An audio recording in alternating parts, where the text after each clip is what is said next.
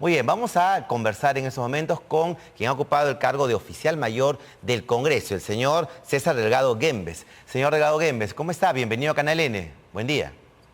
Muy buenos días, Jimmy. ¿Cómo está? ¿Qué le parece esta noticia? ¿Qué es lo primero que me dice respecto a esta información y una supuesta red de prostitución en el Parlamento?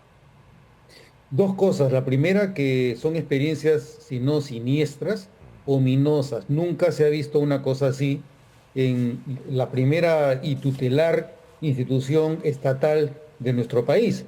Es la primera reflexión que me hago. La segunda es que este tipo de cosas están ocurriendo por dos razones. La primera es porque los empleados que son designados en estos altos cargos no han sido filtrados, como señalaba la señora Fabiola Morales, a través de un sistema que permita cernir entre quienes deben y quienes no deben ocupar esos cargos. El filtro natural ha sido siempre el estatuto del servicio parlamentario, que señala cuáles son los requisitos, las características, las condiciones, las habilidades, destrezas, etcétera, etcétera, que debe tener quien ocupa el cargo de alto funcionario. El señor eh, Jorge Torres ha sido designado mediante un sistema paralelo al institucional, porque ahora no contamos con el estatuto del servicio parlamentario, debido a que durante la presidencia del señor Luis Galarreta en el año 2017-2018, se suspendió, quedó en suspenso el estatuto del servicio parlamentario, que ahora tratan de remozarlo, pero siempre para acondicionarlo a las necesidades políticas. Por lo tanto, si no tenemos el estatuto, la regla ahora es que cualquier cargo de funcionario público puede ser designado por quienes están en la mesa directiva, es decir, son trabajadores que obedecen a algún tipo de afinidad o política o familiar o personal o de amistad con los congresistas que ocupan cargos en la mesa directiva. Y todas estas designaciones son firmadas por el oficial mayor del Congreso, que también es una persona designada por razones de confianza. Obviamente no puede ser oficial mayor, director general parlamentario, director general de administración, a menos que cuentes con la confianza de la mesa directiva. Ese es Corre- el primer ángulo. El segundo ángulo, Jimmy, es que quienes están tomando esas decisiones, primero, suspender el estatuto del servicio parlamentario y segundo, las designaciones efectivas de estos altos funcionarios son los congresistas y los congresistas llegan a esos puestos con insuficiencia de competencias para ocuparlos porque los partidos políticos no cumplen con proponerle al electorado, a quienes reúnen las condiciones mínimas para gestionar la representación del pueblo ante el Congreso. Claro que sí, entonces la situación es cada vez más complicada. Ahora, ¿qué significa este cargo de ex jefe de asesoría legal y constitucional? Ayer el señor Cueto, aquí en Canal N, cuestionaba y decía que ese cargo no existe. ¿Usted recuerda ese cargo? Bueno, es el cargo del jefe de asesoría legal del Congreso. Hay una oficina que se designa como la Oficina de Asuntos Legales y Constitucionales, debajo de la cual incluso ahora está el propio responsable de la Oficina de Defensa del Congreso ante el Tribunal Constitucional. Entonces, ese puesto sí ha existido, con distinta denominación probablemente, pero ha sido ocupado por regla general por personal del servicio parlamentario.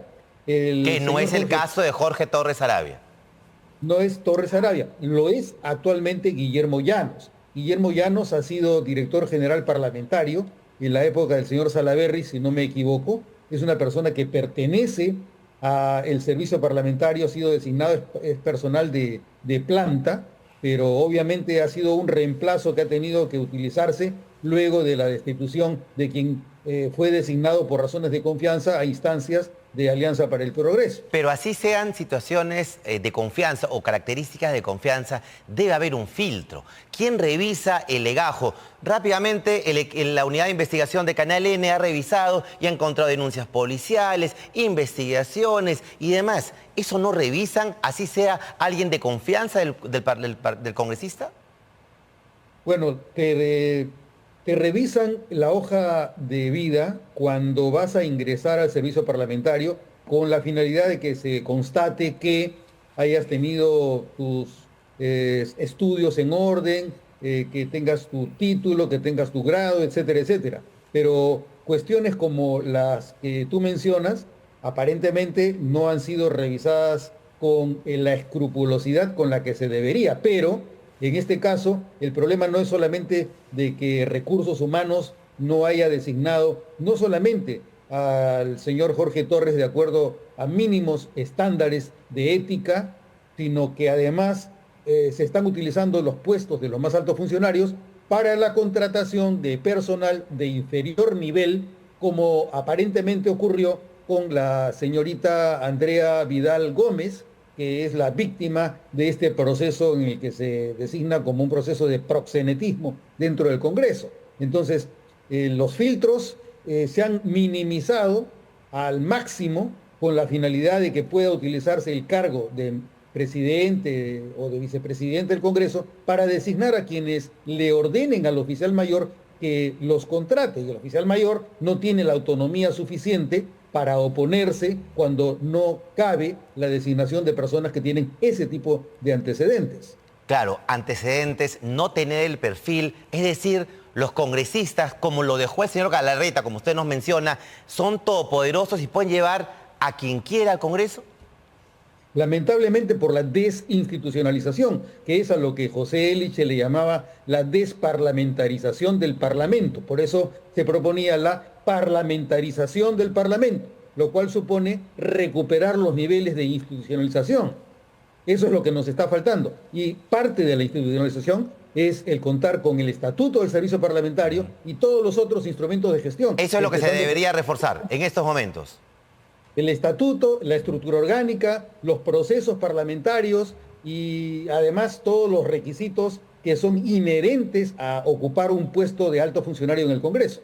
Correcto. A ver, hemos tenido en este Congreso mochasueldos no sancionados por el Congreso porque lo salvan. Hemos tenido niños de Pedro Castillo. Hemos tenido un congresista de APP que está preso por violador, porque eso dijo la justicia. Y ahora esta red de corrupción, de prostitución en el Congreso. Mire la imagen. En realidad, todo esto es innombrable. O sea, Terrible. Mira, yo tengo experiencia en el Congreso desde el año 1980.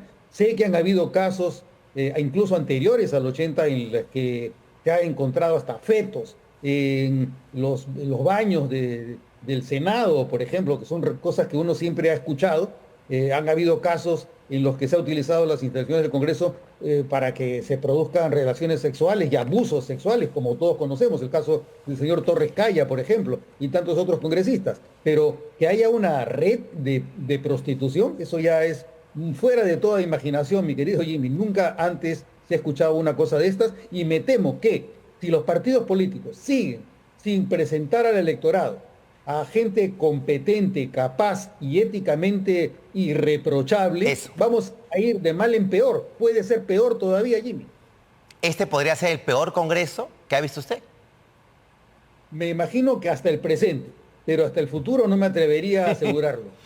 Así es, y yo también, que tengo algunos añitos ahí en pasos perdidos y en el Congreso, no había visto. Se había visto información de corrupción, de malos trabajadores y demás con congresistas. Pero una red de prostitución es la primera vez, y ojalá que la actual gestión, el señor Salguana, pueda ordenar la casa, porque es lo que le corresponde hacer. Esperemos que así sea, Jimmy. Muy bien, gracias. Muchas gracias al señor César Delgado, ex oficial mayor del Congreso, por este análisis y reflexión. Muchas gracias, buen día.